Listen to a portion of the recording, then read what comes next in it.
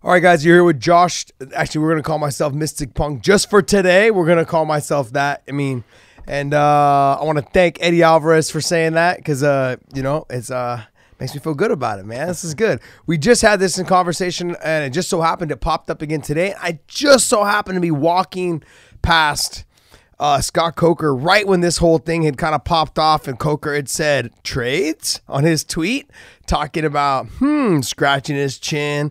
And let me just tell you, I do know that there's a lot of trades that are potentially in the works. People are talking about Demetrius Johnson and Ben Askren trade, and I think it's a great trade. I think it's wonderful. You're trading a smaller guy to an organization that is known for smaller fighters, for having the lighter weight classes and just a plethora of guys for him to fight. Also, too, not to mention that Matt Hume is one of the head guys at ONE FC, who just so happens to be Demetrius Johnson's coach. And I would say mentor and like one of his best friends. So I think all of this coming together is probably perfect situation and scenario for Demetrius Johnson. Sure, would he have liked to have stayed in the UFC and probably have made more money? But I'm going to play devil's advocate on a couple sides, whether it's for Ben Askren or for Demetrius Johnson. Or I'm even going to give you just kind of like scenarios of how I think this plays out just overall for the best of each fighter. So you have someone in Ben Askren who is tired of fighting in the smaller shows, and then also holding the title in ONE FC, and then undefeated. I believe he's still undefeated. Now he's going to be fighting potentially over in the UFC. There's a lot of people that want to see Tyron Woodley fight Ben Askren. There's a lot of people that want to see GSP potentially fight Ben Askren. Everyone's talking about Khabib potentially fighting Ben Askren. But I want everyone to understand, if Ben Askren loses one of those fights, those talks and conversations are done. Like nobody wants to see him fight beyond the potential of him losing his O. Okay, and that's the thing. Like everyone talked about, Ben Askren this, Ben Askren that. He's the most talked about fighter that has never got a shot in the UFC and being undefeated and winning in Bellator, winning in ONE FC, winning championships wherever he went. Is he nasty good as far as a wrestler? Hell yeah, he is. Is he nasty good? He's a pretty damn good jiu-jitsu guy also. I remember him training at AK for a little bit when DC had first come out, and he's phenomenal. He's pretty damn good on the ground as well. Like as far as his jiu-jitsu, he's pretty nasty on the ground.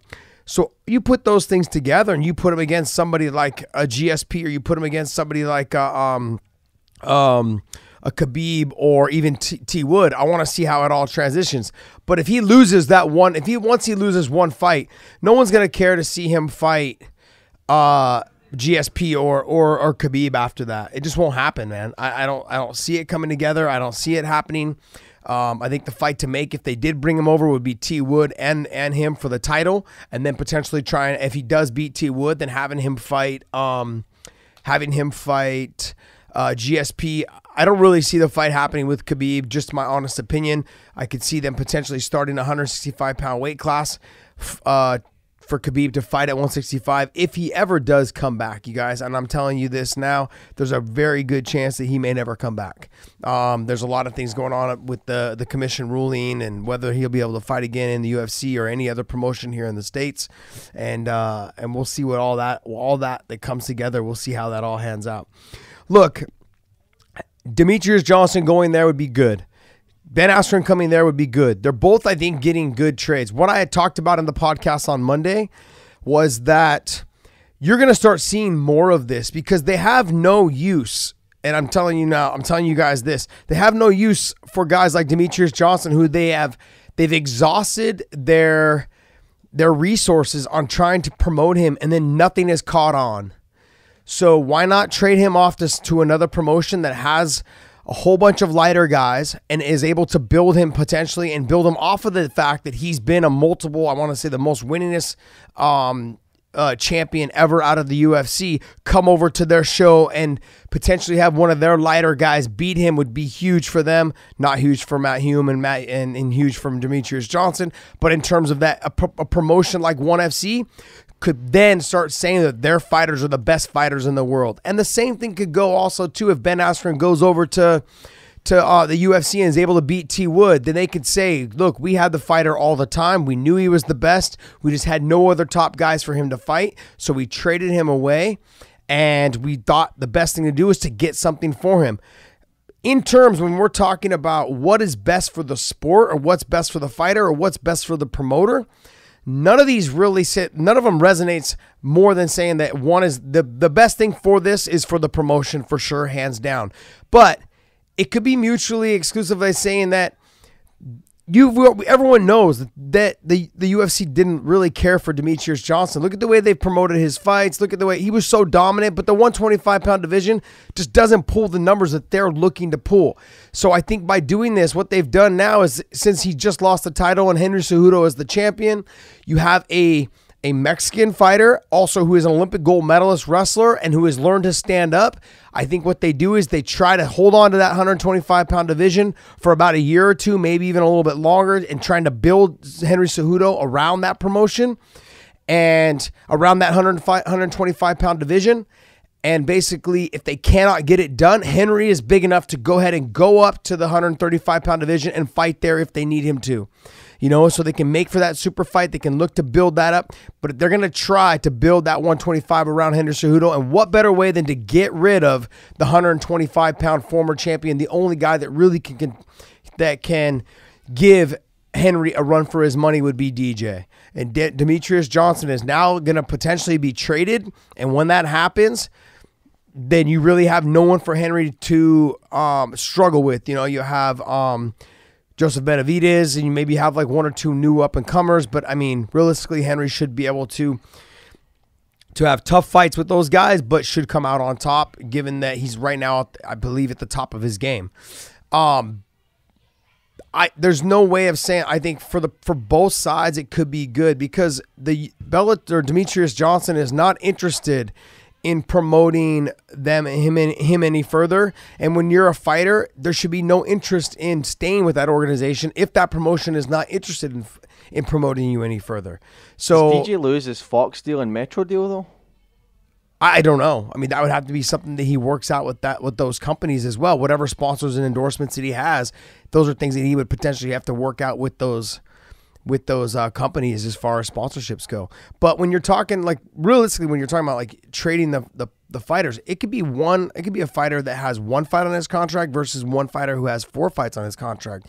And this is so off the cusp of what managers and agents are used to dealing with as far as for fighters. They've never had this problem, or not a problem, but they've never had this concern before.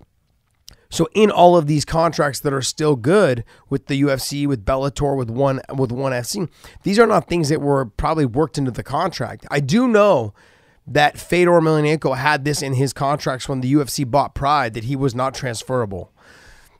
And I believe there was like 1 or 2 other guys saying that, hey, if the promotion shuts down, I'm automatically released on my contract. Also, if you guys sell this company, I'm automatically released of my contract. Now, fighters are not doing that. I don't think had been doing that up until this point. And also, too, saying that I cannot be traded. That's another thing. People will say, I mean, you see it now with these other NBA athletes. LeBron James has a no trade clause in his unless he approves it, where he wants to go. I could see that being done here. But when you're talking about like 30 other teams that he can be traded to in the NBA.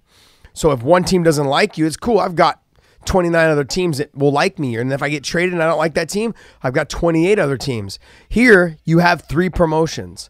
And so when Demetrious, as well. Like I said, 3 promotions. So when, and I'm only saying one FC because they just signed Eddie Alvarez. You know what I mean? And they have I believe they still have Aoki. So it's like they have good guys at lightweight that could be the potential for them to fight. And they've got plenty of guys for Demetrious Johnson to fight.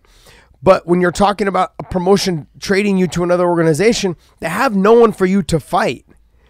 There's no one else for him to fight. He's wiped out that whole division. He's fought Joseph Benavidez twice. He's fought Henry Cejudo twice. Sure, he lost that fight, but then what better way to get rid of the competition than trade him away so Henry Cejudo doesn't have any top competition? Maybe they do want to get rid of the whole division together, the 125-pound division together. And that makes it easier because Henry Cejudo, being the champion, can now just go up to 135 and they can scrap that whole division altogether. It would save them a ton of money rather than promoting that division. Why would they scrap it though? because it's already not making them money. You have to have those guys on the card. You got to pay the championship dollars. I mean, it's not going to be like Cain Velasquez dollars, but it's still going to be better money than the majority of the guys that make in that weight class. And they can never really have those guys headline a fight because they just don't sell. People, when they see, oh, this guy, he's the champion, but it just doesn't translate into buying pay-per-views. It doesn't translate into people tuning in and watching on the networks. And so when that happens, there's no reason for them to keep it around. And I'm going to be honest with you, this is a big reason when I had fought Yves Edwards, they had these conversations and talks with us about how they pretty much were going to get rid of the lightweight division because at the time we were the lightest guys and we just weren't selling. People were more inclined to watch the 170 pound and up, divisions. So when that happened, we had nowhere to go. Some of us went to Pride, some of us went up to 170 in the UFC, and and obviously you can understand that not a lot of those guys that went to 170 and fought guys like Matt Hughes or any of the other guys that were real big back then, Pat Miletich and Carlos Newton, those guys are no longer around because they got smashed by big, huge guys. So all that being said, look, I think if this trade does happen, and we're talking about Demetrius Johnson and Ben Askren, we're talking about these two. If the trade does happen, I think it's beneficial for both sides. There's both sides benefit. They get a good multiple world champion, like multiple times over world champion in Demetrius Johnson, and they've got plenty of guys for him to fight. And then Ben Askren going over there to the UFC, it's great because he's undefeated. Now you can legitimately say he's been the champion in Bellator. He's been the champion in ONE FC.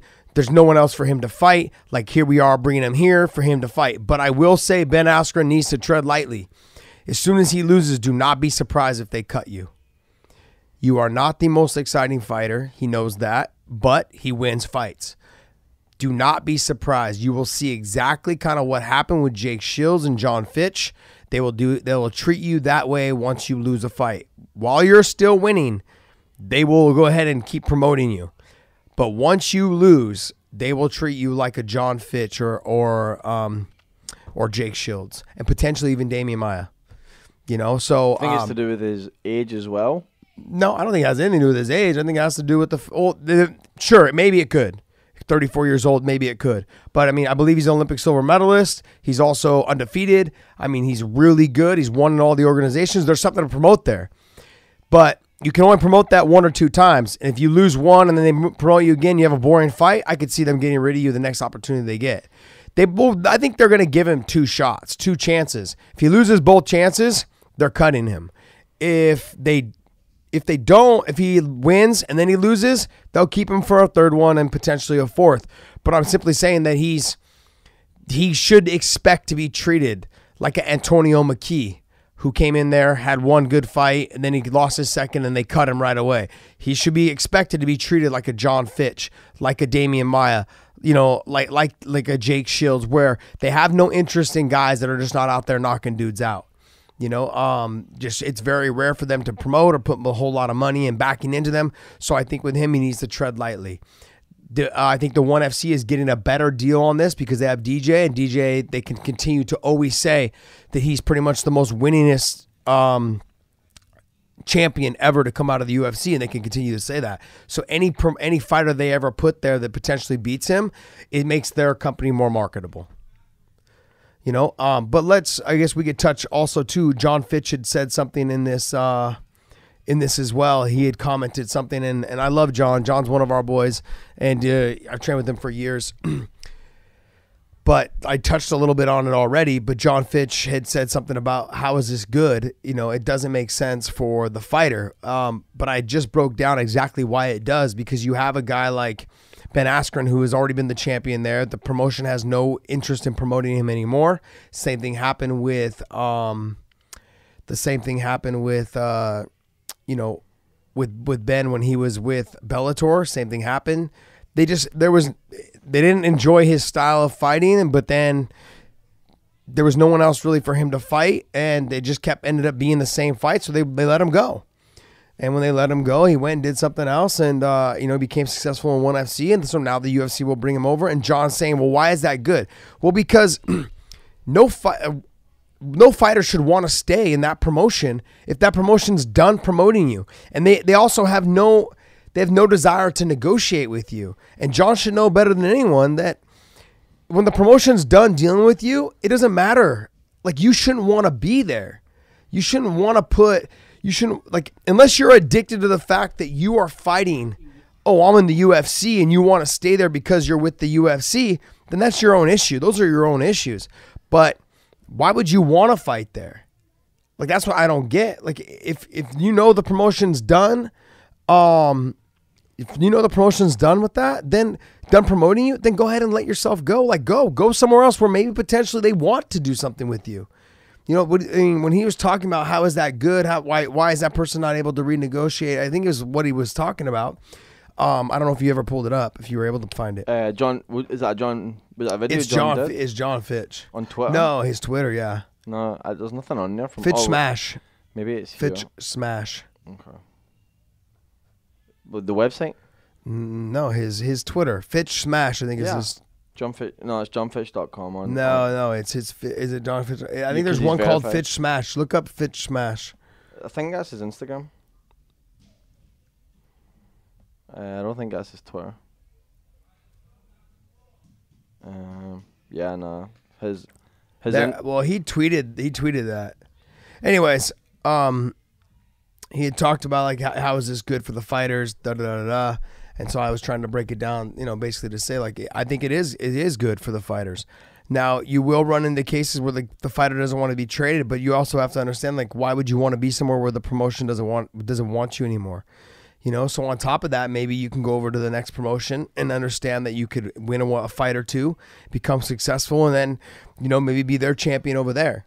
And that promotion may potentially pay you more in the long run. I think ultimately what I'm trying to get at is that you could end up seeing, and we talked about this on our show early this week, was on Monday, and I said this exact thing, is that you will start seeing these promotions trade their athletes while they still have fights left on their contract because they don't want to have to deal with the negotiations. So just like the NBA, just like the NFL, and I'm going to say if you actually pay attention really closely to who does this the best is Bill Belichick.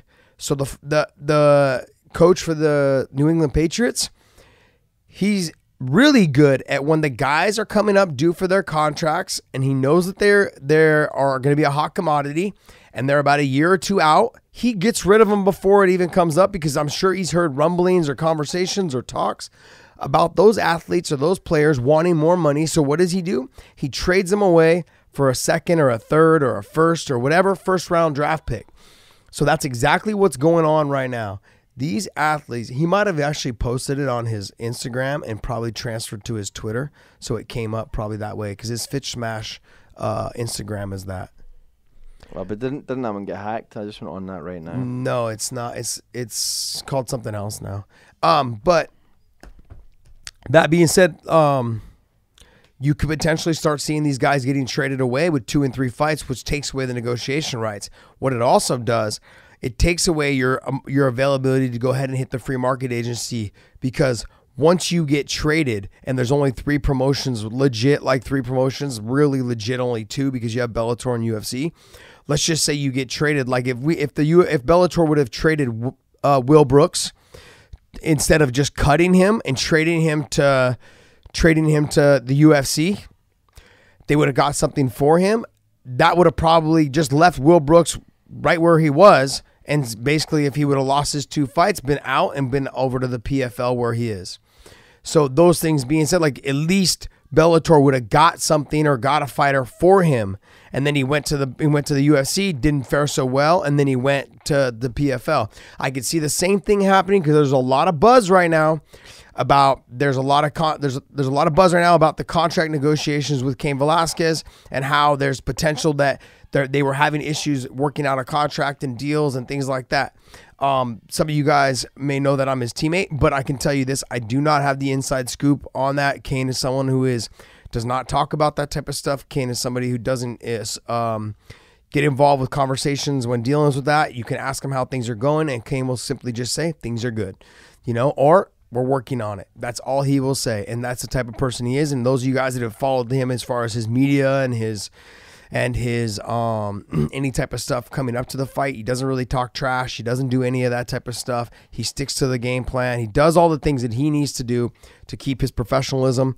And as everything that I know of him is he's a company man. He would love to, whichever company he fights for, he would love to stay with that company, or he would like to make sure that the contracts are always done with that company. But that being said, I would not be surprised I'm just using Cain as an example, if there was a potential chance for somebody like him to be traded, for somebody from obviously from Bellator, because,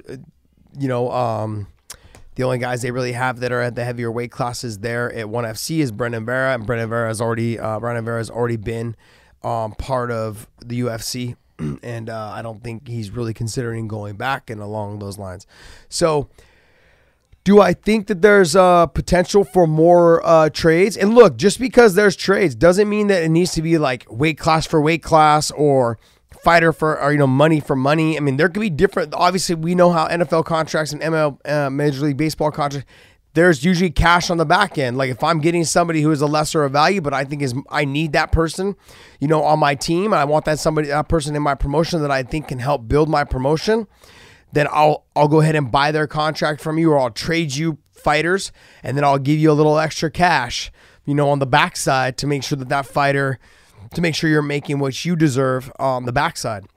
So somebody like Cain, who's got a pretty lucrative contract, is going to get, if he was to get traded over to Bellator, I think there would have to be some backdoor dealings of, hey, as soon as Cain fights, to make sure he's healthy, we would end up establishing, that, hey, we will pay him this much. And every time he does fight, we'll probably give you a back-end deal of, hey, this is how much we would be willing to pay you, just to confirm that we're getting as much money out of him for fighting. Because with dealing with somebody, like if you trade somebody who has potentially been injured or has been hurt for a long time, you want to know if they're being traded, and you won't pay them until they fight or until they perform. You know what I mean? So, and that goes, I think the same deals go for in NFL and in Major League Baseball and NBA and stuff. Sure, they make trades, but I'll give you a first round draft pick for him if we make the playoffs, or I'll give you a first or second round. I'll give you 2 second rounds, with the potential of a third round if we make the playoffs or if he plays well. Those kind of dealings happens all the time in the NFL. I believe that's the deal that the Chiefs made with the 49ers for Alex Smith. They got, I believe, a second round. The Niners got a second round pick. And then when they made the playoffs, I believe they got a third round pick as well. That was an additional third round pick from the Chiefs. And I only know that because I'm a Chiefs fan. But I think from both sides, this is a good deal. I think it's for this one occasion, it's a good deal. I'm sure every occasion will be different. It'd be like, some fighters may not want to be traded because a lot of them have waited their whole life to get to the promotion that they're in. And then for the promotion to turn around and trade them, I'm sure it would be heartbreaking. And given that there's only 2 legit promotions and then 3 with 1FC coming around with the signing of Eddie Alvarez, that signing really legitimized them. And then now if they pick up Demetrius Johnson, that starts to legitimize them a little bit more. I mean, they still have a long ways to go, no doubt. I mean, they're mainly an Asia promotion. So there are rumblings and talks that I've heard that they're going to be potentially going over towards Brazil and some other places. And if that happens, and Victor Q, I believe, coming from Canada, there is, I'm sure, some availability for them to get into the Canadian market if that was to ever happen. But this definitely helps them, I think, a lot. Is with the signing, if they do get Demetrius Johnson, if they do, now that they already have Eddie Alvarez, and if they can get one more signing of say, a person at 170 or 170 pounder or 185 pounder or something like that to kind of boost those weight classes, which I think are some of the most exciting weight classes in the sport. You have 170, 155, and sure, 125 is not as exciting, I think, from a viewer's point of view. But I think that from my point of view, like as far as being a fighter and as far as coming from fighting and love watching the technique that the 125-pound guys give, for me, I love watching Demetrius Johnson fight. I love watching that fight with him and Henry Cejudo. I think it's probably like one of the most entertaining fights that I've seen. I would say it makes my top 20 or 30, which is I mean there's been thousands of fights, so to be in the top 20 or 30 is definitely it shows that it's a good fight. My top 20 or 30, not everyone's top 20 or 30, obviously. So, do you think down the line it could open the gates for like one time trades? Like, if UFC, for example, hypothetically wants Mike Chandler for one fight in the UFC to see how he performs, and no, I don't think it'll open the door for that, because what happens when you lend that fighter over and they lose, and then you got to go back to your promotion where now you're not as good. Now the hype, that promotion now can't promote their guy to say that they're the best anymore. But, I mean, that's why it's kind of the whole point of competition, though. Yeah, but it's not competition for promotions. It's competition amongst fighters. But not the promotion now is suffering. The fight, they're okay if I trade you away and you lose in another organization. I'm okay with that because I'm done. I washed my hands of you. But to have you go and fight another organization and lose, and now you got to come back and now I got to try to promote you. That's money out of their pocket. They're having to put money into something. They lent you over there, so. They tried that a little bit. So they did try that with Chuck Liddell. With the Pride tournament, Chuck went over there and lost. It was kind of a little bit of a big deal. Chuck beat Alistair Overeem at the 205-pound tournament in Pride. Then he turned around and he fought Quentin Jackson. Quentin Jackson beat him. And we ended up in this, it was a weird time it was a weird time because Chuck wasn't the champion, I don't believe, at the time. He wasn't the champion. Somebody else was the champion. I want to say it was Randy at the time. So it was Tito and Randy, I think, were interim, and then Randy was the interim title. I think Tito was the champion at the time, and so there was a little bit of lag in that time frame where Chuck went over there and he lost to the guys over in Pride. So that put a little. I don't think you're going to see any more of that. It makes it harder for the promotion. Sure, as a fan, we would like to see that, right? I mean, that's why you're asking. Am I right? Yeah. So that as a fan, you would like to see that. But when it comes down to the from a business point of view, from the promotion, it doesn't make sense for them. I lend you my guy, and if he loses, I come back. Now I got to promote this guy who just lost to your guy. Now I'm basically propping your promotion up to be better than mine, and that doesn't, business people don't function like that. Do you think if everything goes smooth as far as this one and it works out pretty well, that could you see Dana pushing to get Nate and Nick over to another promotion in exchange for other people? No, they moved the needle too much. They moved the needle too much. You'd have to give. There's not a promotion. Bellator doesn't. I don't think Bellator has anybody that, and the UFC and ONE FC don't have anyone that they would want to get rid of Nate and Nick for. I'm just thinking out loud. I'm just thinking out loud. I can't think. I mean, the only guy that, realistically, let's be real. The only guy, and it would be Patricio.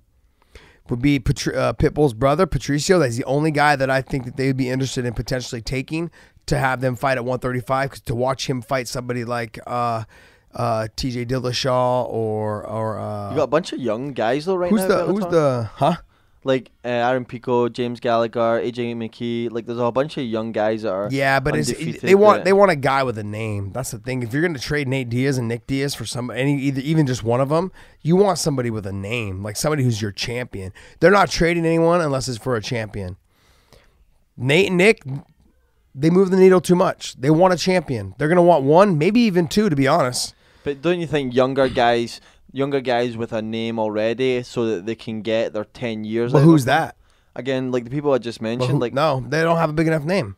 AJ McKee doesn't have a big enough name yet. James Gallagher doesn't have a big enough name. You don't think so? No, not even close. No, not even close. I would beg to differ. And not to mention you're from Scotland. No one cares what you think. Now, the other thing though too is that you're talking about he's coming off of a loss right now. That's a lot. You're not going to trade him for. Yeah. You're a little biased though because you're from that neck of the woods, the Scottish, Irish, UK. You guys are all kind of lumped together as a big group of idiots. But you can't say he's not can't say that he's not he's not popular in Bellator though. He is because he does the Conor McGregor stick. Yeah, you're right. But that doesn't mean he's popular worldwide. Versus a Nate or a Nick, not even close, man. Yeah, okay. You got to make the trade even. That's you just said a minute ago. It doesn't have to be an even trade. What I'm saying as far as fights or money wise, I'm saying, but you're not talking about equal talent. If you were to trade like a Cain Velasquez for for a Patricio, I wouldn't say that's equal talent, but there's something they could do with Patricio and we could do with Cain, because we have Fedor. I would love to see Cain Velasquez versus Fedor Emelianenko. I mean, come on, let's go, baby. Like that to me would be just huge numbers, and that fight would do huge numbers. Of course, you'd love to see that fight, But here's the other thing: potential of a Ryan Bader and a Cain Velasquez fight. They both wrestled together at ASU. Like, just seeing them at heavyweight fighting each other, just brutal, man. I would like. Sure, there might be a little animosity there. Not between each other, but I'm saying like it might raise a little bit of a. It might cause some problems amongst their friendship if that was the fight that they were looking to do. I don't think Bellator would force them to do it, or try to force them to do it. We're not talking UFC style stuff, but that would be like things that I could potentially see. Like, do I think Patricio's as big and as marketable as Cain? No, but they have guys that Patricio would be able to fight and that would make for really entertainment fights. So that'd be huge. They could use him in good turn. They could really use him. And I'm not trying to compare the two organizations. I'm not trying to compare the two fighters. What I'm saying though is that like if you're gonna trade someone like you said, Nate or Nick or somebody like that or along those lines, you have to get somebody that moves the needle about as much as them. You know what I mean? And realistically, like the guy that moves the needles the most, I think in our organization would be like Fedor Emelianenko, Chael Sonnen, Roy McDonald, Patricio. Like we have those, these guys that move. I do know that they're. Yeah. Yeah, I just wonder, like, the reason I mentioned them is just because, like, you hear Dana, like, he was on ESPN the other day saying how, even the guy that he has that works with the Diaz brothers, even he's fed up with them at this point, and so I just, like, think, like, if you're Dana White and you're thinking about your business, wouldn't you rather have young guys with at least somewhat of a name that are actually going to fight? Yeah, but let me give you an analogy. There's an old analogy that if you are a salesperson at a car dealership, you could, if you're selling the most cars on that showroom floor, you could take the owner's hat out in the middle of the street and shit in it, and he wouldn't fire you. That's exactly what the Diaz brothers are. They could do whatever the fuck they want to Dana White, and he wouldn't let them go. Nothing. They move the needle that much. And at a time where they don't have anybody but Conor, Khabib, crickets, DC, Cain, but they don't even have Cain right now. But Nick hasn't fought in 4 years. It doesn't matter. If Nick Diaz they were to announce Nick, you're looking at it from he hasn't fought. I'm saying that as soon as they announce that he's fighting, he could fight Joe Blow off the street. If we put him out there in the street called bum fights, people would fucking tune in. And they know that. So they're just waiting around how Nate's waiting around for Conor for that money fight. They're waiting around for the Diaz brothers. They're waiting around for that money fight. And they're not going to let any other organization take care of that. They're not going to help any other promotion to that extent. I'm not giving you my two thoroughbreds so you can go out there and promote them and make money off of them while I'm stuck sitting here holding the bag. They're not going to do that. This is where you're like you're trying to say, well, why not? And I'm like, well, because that's not how business works. That's not how the promotional side of this works. I do think that there is potential for a lot more trades. I do know that Scott Coker is 100% interested in doing trades. Had this conversation with him just a little bit this morning when it was so random. All this shit dropped, and I just so happened to be walking past the bagel shop. And there he was. I was like, what's up, dude? And we just started talking. He's like, hey, look at my tweet. He just tweeted, did someone say trades? Like trades, and scratching the emoji, like scratching his chin. And so I just went on there and I was blew it up and just do what we can. Because we had talked about this first. Brendan Schaub and I believe Rogan talked about the Demetrius and the Ben Askren potentially being traded. But I talked about it first, and I'm being, I'm going to say I did it first. I talked about it first as far as this being treated like NFL contracts. This being treated the NBA, the NFL, the Major League Baseball. They're going to start trading fighters. You know, it just makes it a little bit harder for the fighters to understand that once you get traded, you probably won't be able to go back. I mean, unless you become super exciting and start knocking dudes out, and you become champion there, and then the promotion's kind of like, all right, we're exhausted. Sure, we'd love to keep you, but if you want to go somewhere else, we'll trade you for someone else. Now, but it kind of does open the door for the fighters to say, hey, will you just trade me? You're not doing anything with me. Yeah. Trade me. I was gonna ask you as well. Do you think it opens the door for fighters to start getting more nitpicky with contracts? Oh, we've always tried to get more nitpicky, but with the promotions, just like the NFL owners and the owners of baseball and basketball, they always find ways to get around it. And then the players have to come up with a new way of countering that and figuring out how that. Like now, you're going to start seeing in contracts that hey, that there could be a no trade clause that I have has to go through me as far as approval for trading. That's going to start being put in fighters' contracts now. Watch. These fighters now are going to have to start getting a little bit smarter and saying like, hey, no, you can't trade me unless it has my approval. I can see that happening. Also, too, with the business like Fedor's contract, it'll start saying, if you sell the company or if someone buys the company or if we go out of business, I'm released of this contract altogether. You'll start seeing that if some people don't. I've had that in my contract and all my contracts.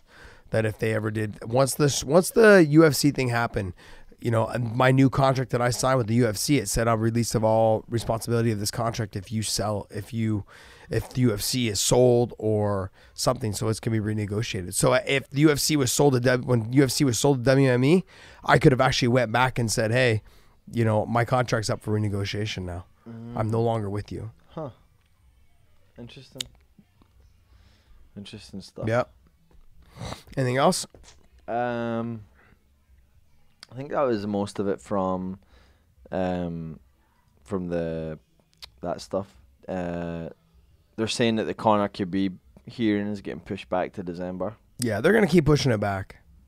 They're gonna just keep pushing it back. So when they do finally serve on it and talk about it, what's gonna happen is they're gonna say, well, he's already served his 8 months, 9 months. Go ahead. He's eligible to fight in 2 months. Yeah. So it'll be a year-long suspension by the time they finally rule on it. Then it makes them look like it's not that bad.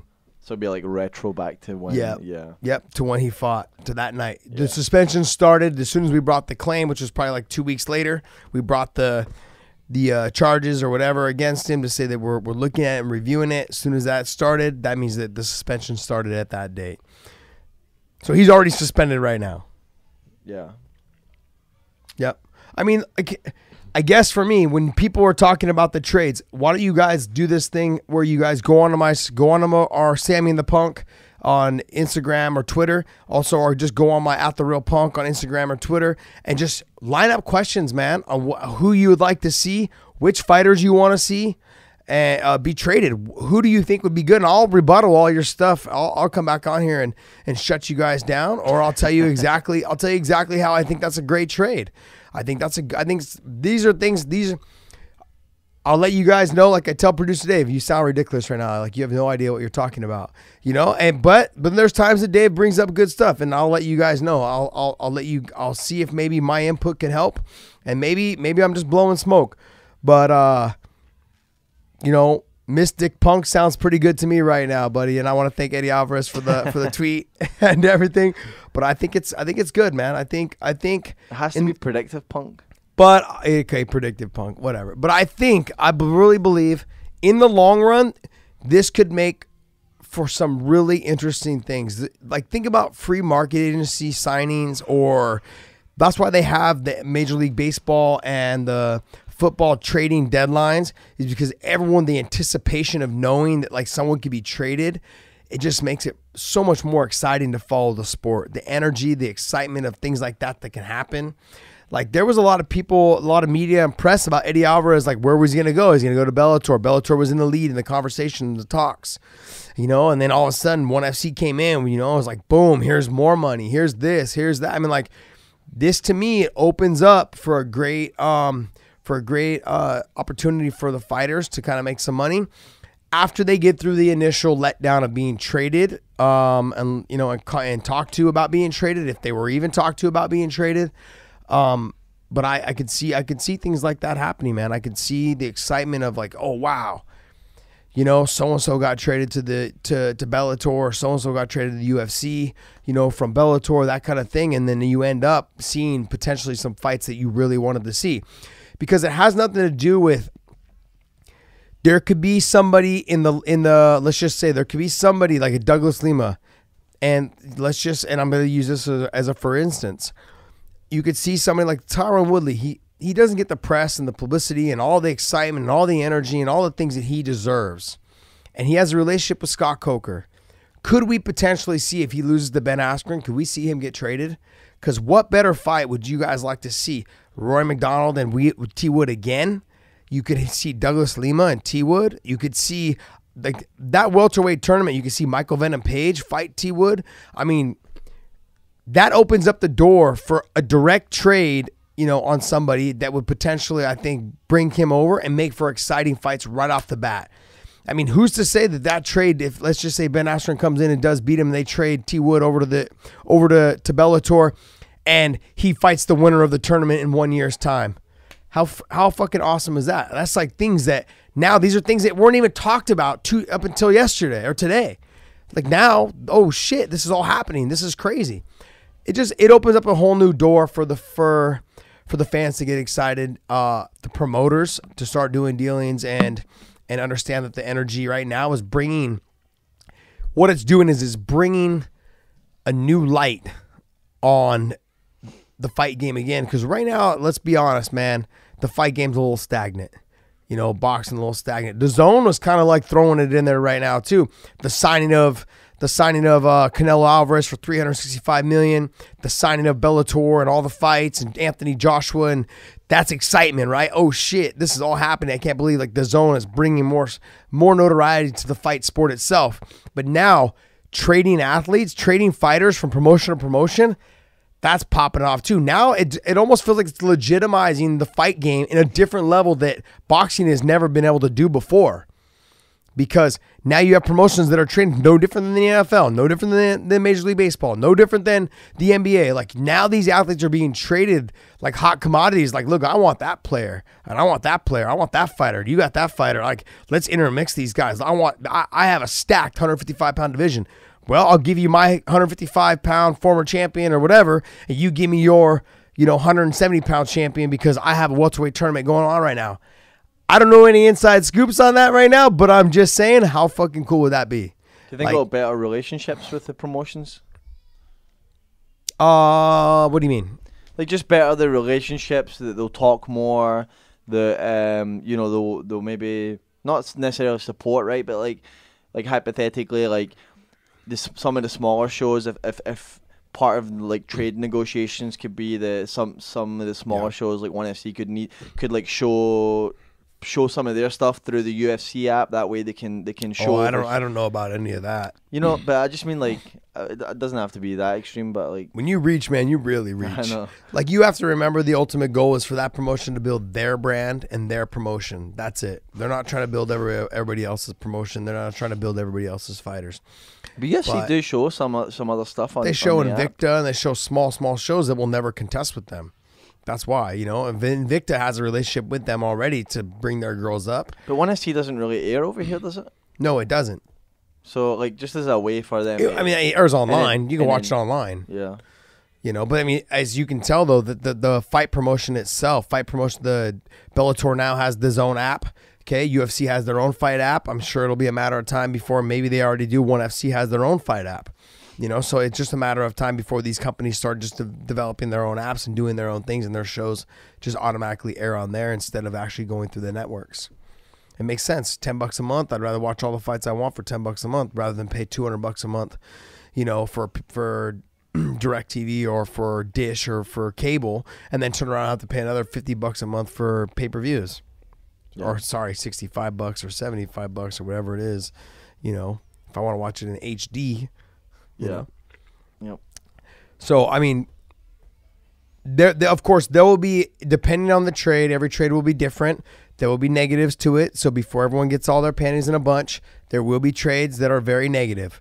And there will be trades also, too, that one promotion will do just to really get rid of their cancer in their promotion, and they probably won't get a whole lot back. But they're okay with it because they just got rid of that cancer. And then one promotion may do a deal where maybe the deal just wasn't very good for them, you know, and they messed up, and they, you know, the fighter comes over and just bombs or doesn't do numbers or doesn't fight and perform well. Or, you know, I mean, it really depends on the situation. Every fighter is different on how they handle being traded. Every fighter and every manager will handle this whole deal separately and different as well. I mean, I just want fighters to understand, when you get traded, don't make too much of a fuss about it. And I'm not saying this from a promotion standpoint. I'm saying because you don't have the money to argue with these guys in court and be held up for years while you're missing your opportunity to make as much money as you can during that time. Take a lesson from Randy Couture, who tried to leave and fight over an affliction. Years of fighting the UFC in court finally got him to come back and still not being able to fight outside. And then he came back and fought in the UFC again. So you just can't, like, sure, maybe you guys have a lot of money. Maybe you guys made a shitload of money and you can go ahead and fight them for that long. But if your name's not Conor McGregor, GSP, you know, on that level of how much money you made, you probably want to just fight out your fights, do as best you can, and renegotiate when it comes terms. Because just like I've tried to tell everyone, and just ask Tiger Woods, okay, winning solves everything, okay? You could have banged 1,000 bitches in the back patio and people don't give a shit if you're winning, all right? I mean, we've seen it before. We've seen guys get domestic violence charges and all those other things, you know, and cheat on their wife and do all this, right? But then as soon as they start winning, or they winning championships and they're winning, it doesn't matter. People forget. They forgive and forget real quick.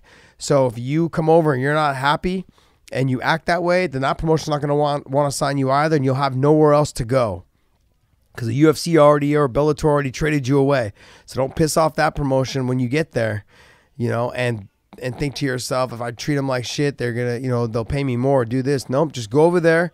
Hate to be that way. Be a company man. Win your fights, and then come back into the renegotiating table and say, hey, I did what I did. I did what I was supposed to do. I came over here, helped promote the company that wanted me, and I think the sky's the limit for all the athletes to do that. If you fuss and you argue and you throw fits and, you know, and you cause problems, then you basically have just solidified yourself as no promotion to go to, because one promotion just traded you and the other promotion doesn't want you. You know, because you did it yourself. Now you can go fight in Asia on ONE FC like Eddie Alvarez is and making good money. You know, I would imagine he's making pretty damn good money. You know, but not everybody's an Eddie Alvarez. You know, like, I'm sorry, but the guy's been champion in almost every organization he's ever fought in. You know, and not to mention his fights are fucking exciting. So if you don't fight like Eddie Alvarez and you haven't been a champion in every organization, you might want to rethink how you approach being traded. Just being honest, and don't let your agents and your managers and all those other companies and all those other people surround you and say, oh, you don't got to put up with this shit. You can wait. We can hold out. We can do this. No, what you can do is waste precious time sitting on the sideline not making money. That's what you can do. Okay, and that's the dumbest thing you can do when you're short. Your career is the shortest thing that you're going to have. Ask every NFL player who was in the league for 2 or 3 years and they got hurt and there was no more anymore after that, okay? TJ Grant, you know, ended up with 1 concussion, never came back. Your career could end like that. So make as much money as you possibly can and do what you got to do and get out. That's the best advice I can give you guys, all you fighters that are potentially may get traded. But it's a new era, man. Here we go, baby. I'm fucking excited. I cannot wait. I can't wait to see who gets traded, man. Let's do this. I mean, honestly, man, there's nothing but I would love to see a Cain Velasquez fight a Fedor Emelianenko. You know, I would love to see T. Wood fight the winner of this, you know, the winner of this welterweight tournament. How fucking exciting would that be, man? You know, I mean, if you think, not to me, I would love to see it. How would you like to see a Stephen Thomson versus a Michael Venom Page? That might be kind of dope. Yeah. Just my personal opinion, you know. Anyways, that's just me. That's my Punk's opinion on it. You know, you can call it the Thomson take. You can call it the Mystic Thomson. You can call it the Mystic Punk. You can call it the, what did you call it? Predictive Punk. Predictive Punk. Okay, you can call it all those things. Punk's opinion right here. Okay, this is a sideshow of Sammy and the Punk. Follow us on IG, Sammy and the Punk. Follow us on YouTube, iHeartRadio, iTunes, SoundCloud, Google Play. Dave's supposed to be getting us up on Spotify soon. I keep telling people that, but they don't listen. So, all these things, I think this was awesome, one of the best Punk's opinions I've ever given. Had a lot to talk about, a lot to say. And follow me on IG at the Real Punk. Follow me on Twitter at the Real Punk. Also follow all of our Sammy and the Punks on. It all says Sammy and the Punk on IG, Facebook, and on Twitter. All right.